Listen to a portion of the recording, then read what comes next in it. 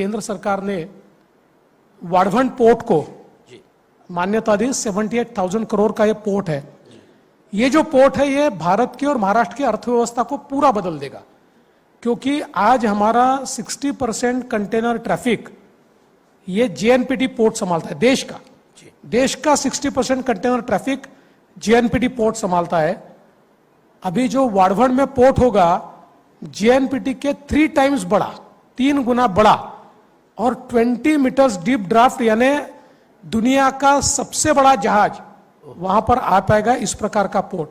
अब इसकी भी कहानी ऐसी है कि 80 के एंड में ये सबसे फिजिबल जगह पोर्ट के लिए ऐसा समझकर पोर्ट बनाने की बात हुई।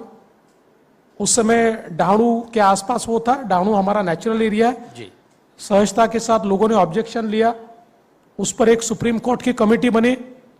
उस सुप्रीम कोर्ट की कमेटी ने उसको रोक लगा दी, राइट ऑफ वे नहीं मिलेगा करके बताया, और तब से लेकर कमेटी काम ही कर रही थी।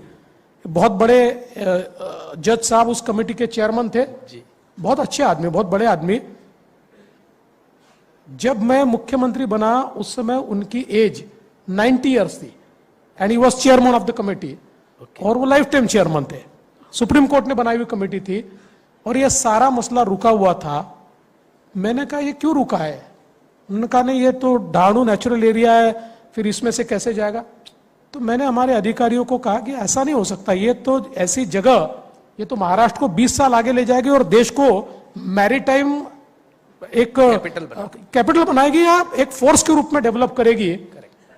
तो मैंने कहा कि हम लोग एक नया यहां पर राइट ऑफ वे ढूंढते, और एक पूरी टीम लगाकर हम लोगों ने प्रयास शुरू किया, और हम लोगों ने डाणू नेचुरल एरिया को छोड़कर सी के रिक्लेमेशन से एक नया राइट ऑफ वे ढूंढ कर निकाला, और उसके कारण वो प्रॉब्लम सॉल्व हुआ।